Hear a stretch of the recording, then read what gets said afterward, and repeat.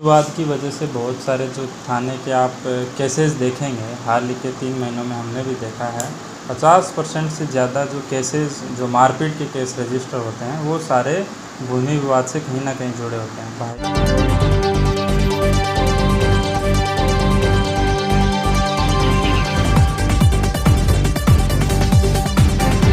Mithila news में आपका स्वागत है। मैं हूं मनोज और हम बता दें, हर जो गंभीर मुद्दा होता है उस मुद्दे पर हम बड़े अधिकारी से लेकर के जो जनहित का मुद्दा होता है उसे लेकर के हम अधिकारियों के साथ जाते हैं, क्योंकि आप लोग को भी समझना काफ़ी आवश्यक है। दरभंगा में कई ऐसे गंभीर मुद्दे हैं और आज हम बहादुरपुर थाना पर हैं।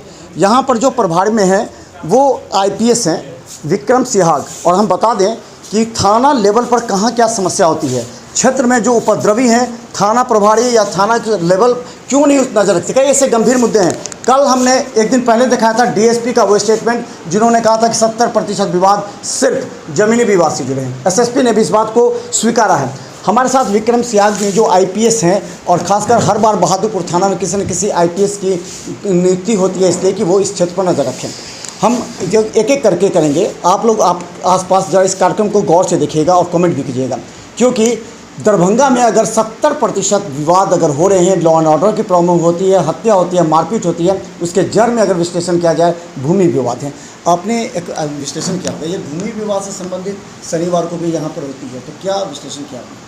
शनिवार को जो बैठक होती है उसके अंदर जो चिन्हित मुद्दे होते हैं, जिन जिन पार्टीज़ को नोटिस दिया जाता है और जो पार्टी आती हैं तो उसके आधार पे उनको सामने बिठा के और जो जो कागजात हैं उनको देख के और एक निर्णय लिया जाता है, और उस निर्णय के आधार पे अगर दोनों पार्टी उसको मानती हैं तो फिर उसका मामले को निष्पादित करवा दिया जाता है। अन्यथा वो उनको राय दी जाती है कि वो या तो वरीय अधिकारियों के पास जाएं या फिर सक्षम न्यायालय का शरण ले सकते हैं। पूरी तरह गौर किए होंगे, लॉ एंड ऑर्डर की प्रॉब्लम जहाँ भी हुआ होगा, कितने प्रतिशत ऐसे प्रॉब्लम हैं जो भूमि विवाद से जुड़े हुए हैं, जो थाना के द्वारा टैकल सही तरीके से नहीं किया गया या अंचल कार्यालय ने सही टैकल नहीं किया, तो ये परेशानी पुलिस की होती है और कार्य अंचल की होती है।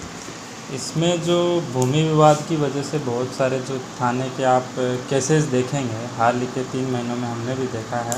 50% से ज़्यादा जो केसेस, जो मारपीट के केस रजिस्टर होते हैं, वो सारे भूमि विवाद से कहीं ना कहीं जुड़े होते हैं। भाई ने भाई को मार दिया या फिर किसी पड़ोसी की वजह से, या किसी न किसी तरीके से एक भूमि विवाद का उसके अंदर जो जड़ रहती है, और उसी जड़ की वजह से फिर जब विवाद सॉल्व नहीं होता है तो वो हिंसा के ऊपर उतर आते हैं, और फिर अल्टीमेटली एक थाने में केस होता है और फिर बाद में जो भी कानूनी प्रक्रिया वो चलती रहती है। पर जो भूमि विवाद की जो मेन प्रॉब्लम है वो उस केस के साथ समाप्त नहीं होती है।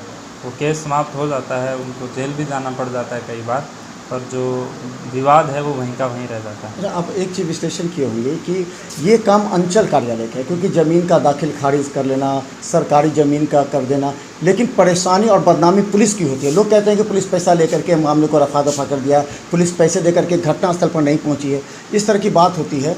तो आप क्या विश्लेषण करते हैं कि काम अंचल कार्यालय का, बदनामी पुलिस को क्यों?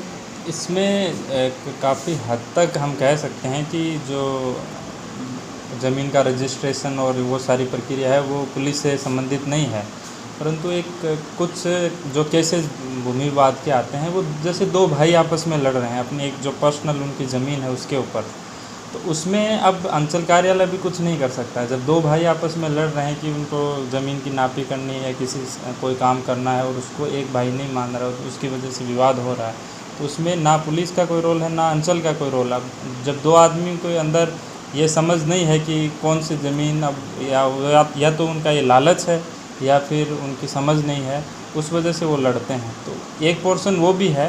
तो मेरा ये कहना है कि कुछ पोर्शन जो अपना निबंधन कार्यालय, जो अंचल कार्यालय, उधर से उस वजह से विवाद उत्पन्न होता है। कुछ जो विवाद है वो एक जो मानव की जो एक जो बोलते हैं सोच होती है, उसकी स्वार्थ की वजह से भी उत्पन्न होता है कि आपस में लड़ रहे हैं। जो अब अंचल कार्यालय है वो ज़मीन का ट्रांसफ़र और उसमें आता है, या फिर सरकारी ज़मीन पे कोई कब्जा करे उसमें आता है। जब दो भाई आपस में लड़ेंगे तो उसमें अंचल कार्यालय भी कुछ नहीं कर पाता।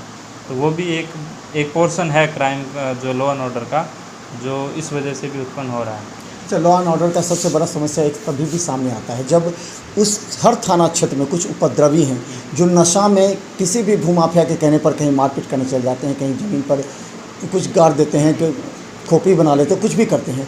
तो ऐसे गुंडा पंजी में तत्वों को नाम दर्ज करना है ताकि वो दहशत नहीं फैला सके।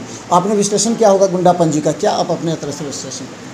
अभी तक जो गुंडा पंजी में जो मुख्यतः जो नाम आते हैं वो जो दारू माफियाओं के, या फिर जो रंगदारी मांगने वाले, या फिर जो बड़े किसी केस के अंदर जो ड्रग्स का हो या ऐसे मामलों वाले व्यक्ति आते हैं।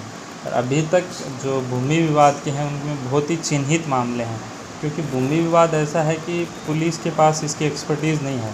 तो हम लोग किसी को चिन्हित करना हमारे लिए थोड़ा मुश्किल रहता है कि इसको भूमाफिया हम डिक्लेयर कैसे करें। अब शराब माफिया को हम इसलिए कर देते हैं कि हाँ हमारे पास सारे सबूत रहते हैं, सब रहता है। तो उसको जो भूमाफिया उसको चिन्हित करना गुंडापंजी में हमारे लिए थोड़ा मुश्किल रहता है। परंतु जो बाकी जो हैं वो सारे हम लोग प्रॉपरली करते हैं, अपडेट भी करते हैं, उन पर बाद में निगरानी भी रखते हैं, बार बार उनके घर पे उनके पैरेड की जाती है उसके? हाँ, उनके यहाँ जाके देखा जाता है, इसीलिए ताकि वो कंट्रोल में रहें। जहाँ तक बात इनकी वजह से विधि व्यवस्था की समस्या की है, तो ये जो हाल ही के अंदर एक सामाजिक समस्या भी है ये, कि बहुत ज़्यादा गरीबी होने की वजह से एक जो बहुत ही जो जिसको ना कोई रोज़गार मिला और नशे की लत लग गई है, उसको फिर बाद में क्राइम के अलावा और कोई रास्ता नहीं मिलता है। तो वो किसी के भी बहकावे में आके कोई भी उसको बोलेगा कि तुम्हें 100 रुपये देंगे, ये काम कर दो, तो वो कर देगा, क्योंकि उसके पास और कोई साधन नहीं है। वो नशे का आदी हो चुका है और उसके पास रोज़गार का कोई, ताकि ऐसे असामाजिक तत्व समाज में ना घूमें। बाबूराम जब थे उन्होंने सभी थाना क्षेत्र में एक बार खुद बैठक किए थे कई जगहों पर, और जो चौकीदार जो मुख्य स्रोत होता है पुलिस का, उसकी भूमिका करती है। वो भूमाफियों का भी लिस्ट दे सकता है, उपद्रवियों का भी लिस्ट दे सकता है, और खासकर ड्रग जो लेते हैं, ड्रग एडिक्ट, उनका भी लिस्ट दे सकता है। क्या लगता है इसमें कहाँ तक काम हो रही है आपके थाना क्षेत्र में? इसमें चौकीदारों से हम जो एक डेली चौकीदारी परेड होती है, जिसमें सभी चौकीदारों से पूछा जाता है कि कोई आपके क्षेत्र की सूचना हो, आपके क्षेत्र में कोई वारंटी या कोई असामाजिक तत्व हो तो उसके बारे में सूचना दी जाए। तो वो लोग प्रोवाइड भी करते हैं, और जब ये सूचना मिलती है तो क्योंकि चौकीदार उसी गांव का रहने वाला है, तो अगर वो जानकारी देता तो वो बड़ी सटीक होती है। परंतु एक मानव का जो या इंसान का एक फितरत होती है कि वो जहाँ रह रहा है वो आसपास के लोगों से मिलजुल के भी रहता है, तो छोटे मोटी चीज़ें कई बार इग्नोर भी कर दी जाती हैं। तो उस वजह से कई बार जो सामाजिक तत्व है वो पनप जाते हैं।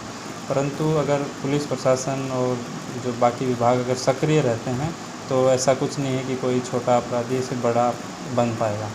जब तक कार्रवाई नहीं होगी तब तक जनता का पुलिस पर विश्वास नहीं होगा, क्योंकि हमारा यह मिशन लगातार जारी है। देखते रहिए बिहार मिथिला न्यूज़, यूट्यूब पर भी सब्सक्राइब करें। धन्यवाद।